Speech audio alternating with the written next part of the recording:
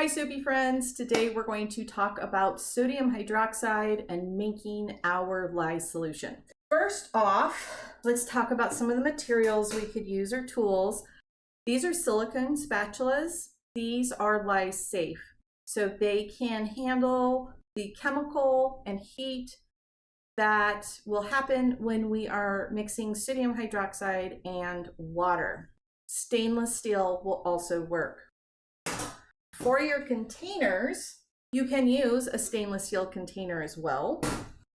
You can also use any plastic container that has the PP5 symbol on it. It can handle all of the intensity of the exothermic reaction that's going to happen when we mix a caustic substance with water in order to create a solution. In addition to appropriate equipment is appropriate safety gear, such as your gloves, long sleeves, eye protection, proper ventilation, and if you do not have proper ventilation, then you will be wearing a respirator because you do not want to be breathing in these fumes. For demonstration's sake here, I'm going to measure out a few different solutions. We're going to add the lye to them in a different fashion, most of them incorrectly, so we can see what happens. And then we're going to finally make a master batch of 1-to-1 sodium hydroxide to water. So the first thing we want to do is I'm just going to make these small little batches, and I'm just going to measure out 20 grams. So very, very small amount. I just want you to see what happens when we mix correctly and incorrectly. I'm going to add 40 grams of water, and then we'll add in the 20 grams of sodium hydroxide. This is just distilled water. You don't want to use purified water, you don't want to use tap water, well water. You want to use distilled water because it has all of the impurities removed from it via distillation, which is what we're looking for when we are dealing with mixing or creating a solution with sodium hydroxide. So to my 40 grams of water, I'm adding my 20 grams of sodium hydroxide. This is the incorrect way. Dump and wait. What's going to happen here is that the lye is actually going to kind of crystallize down at the bottom, but we'll wait and see what happens with that. And let's do the same thing again, another wrong way. Again, 40 grams of water, 20 grams of sodium hydroxide, pouring it in, giving it a little bit of a stir, and then setting it aside. We should find issues with both of these. We're going to let them sit there until we come back and look at them. And then one more, let's do this the correct way. So again, 40 grams of water, 20 grams of sodium hydroxide. I'm going to start to stir. I'm going to slowly pour while stirring, while continuing to stir, and I will keep stirring until there are no more granules of sodium hydroxide at the bottom, and then I'll stir for another bit more, waiting for some of the cloudiness to dissipate. This one was done correctly. We'll set that over there. Let's go ahead and make our larger batch of sodium hydroxide solution for some soap making. In our smaller demos here, I had a 2-to-1 solution. I'm going to be making a 1-to-1 solution because I'll actually use this for soap making. And I do prefer a 1-to-1 lye solution as it makes all the math so much easier. So the first thing I'm going to do is measure out my water and then sodium hydroxide, and I'm just going to make a smaller 2,000 gram batch. For most hobby soap makers, this should get you through quite a few batches of soap. Just like with our smaller 2-to-1 demonstrations, I'm simply going to add the sodium hydroxide to the water. In this case, I've pre-measured out 2,000 grams of sodium hydroxide, and this is the 2,000 grams of water. I also have a longer spatula, it reaches all the way down to the bottom, and I'm simply going to pour very slowly and continue to mix throughout the process. Just going to allow this to stir. It really started to heat up. So I'm just going to keep stirring, allow it to cool just for a moment. So it's a slow, steady pour, stirring all the while. I'm going to continue to stir until the cloudiness dissipates. I already no longer notice any granules while I'm stirring. There's no rough and bumpy texture in there, but I do want some of the cloudiness to dissipate. Now this is extremely hot. It's 232 degrees Fahrenheit. There, much of the cloudiness is dissipated at this point in time. I put my lid on, and I will come back to this to give it a final stir and label it. And let's look at our little demo batches here. So this is the one we did appropriately, and it looks crystal clear. There's no granules. It is still hot. This was the last one we made. And it's perfectly clear. If I was making hot process soap, I'd go ahead and just use it right away. Next one, this is the one we did not stir. The one we did not stir has this, all of the sodium hydroxide has kind of crystallized down at the bottom.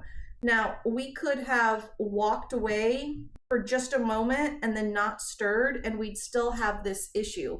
I'm going to strain off the water, which is still cloudy, so you can see the sodium hydroxide is this solid, I don't know if I can get it off. There we go. It is a solid piece, and this would eventually dissolve, but it's going to take an extremely long amount of time for this to dissolve. It's so hard that unless it's real thin on that side, it can be very, very difficult to even break this up. If you do not stir your sodium hydroxide and your water as you are pouring it, this can happen. And now this was in an extreme where we just added the sodium hydroxide to the water and left it. But if you're not stirring enough, if you're not stirring consistently, this can happen, and you can even have smaller little, looks like little clumpy clumps, little bits of granules that appear not to have dissolved. It's because you added your sodium hydroxide too quickly, all in one fell swoop, and you didn't stir. As you saw though, when we did the one that we wanted to mix appropriately, it wasn't a lot of stirring, it wasn't vigorous stirring, it was just agitating the water and agitating the water before we poured, as we poured, and after we poured until most of the cloudiness was dissipated. Now, this last one here, when we poured this one, and then we kind of stirred just a little bit, but not much. And we have some of the same issues as we did with the first one. So I'm going to pour that off and allow you to look in here with me. Now on the edge, see, we didn't stir enough. We started to get some of those clumps of sodium hydroxide. The little sodium hydroxide kind of crystals that can form.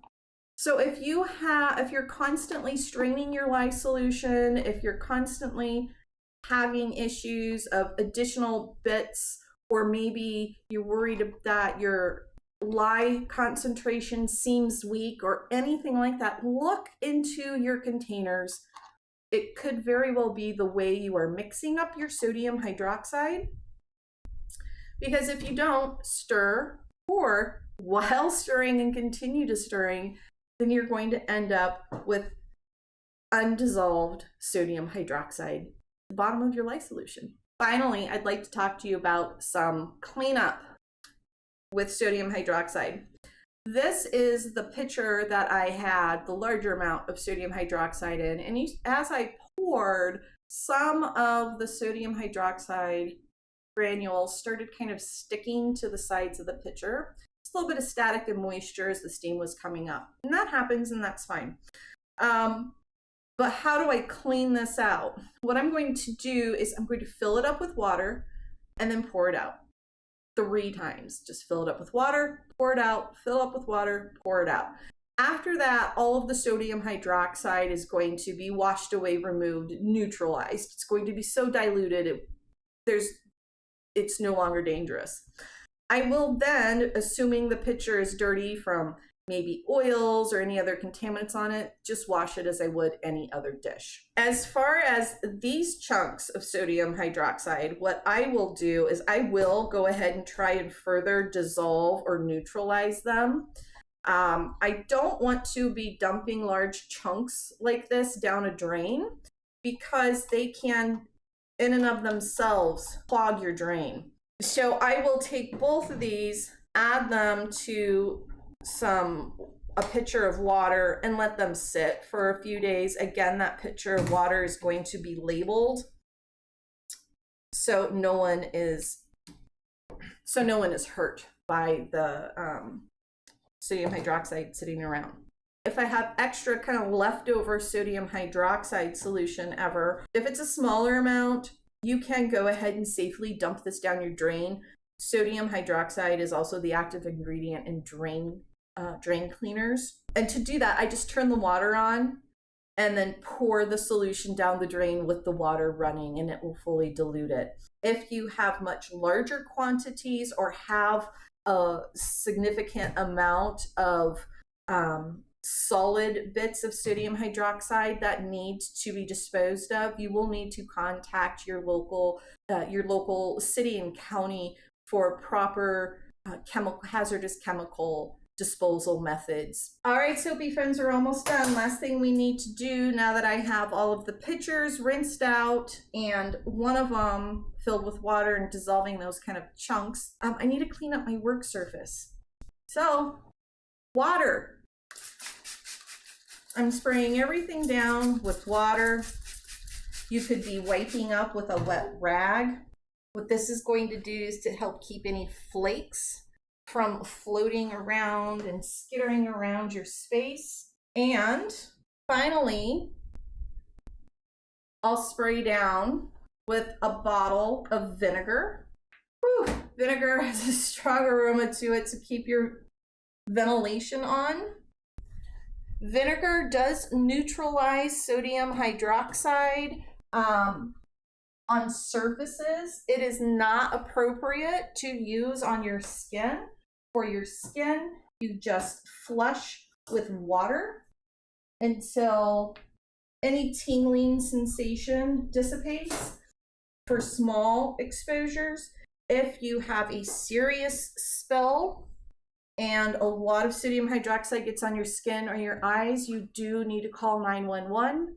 You need to seek immediate medical assistance, and always be sure that you have a sink to flush and rinse and an eye wash station. You really need to keep yourself safe and you understand what's going on. That's the best way to keep yourself safe, and you can safely use sodium hydroxide to make your own natural handmade soaps.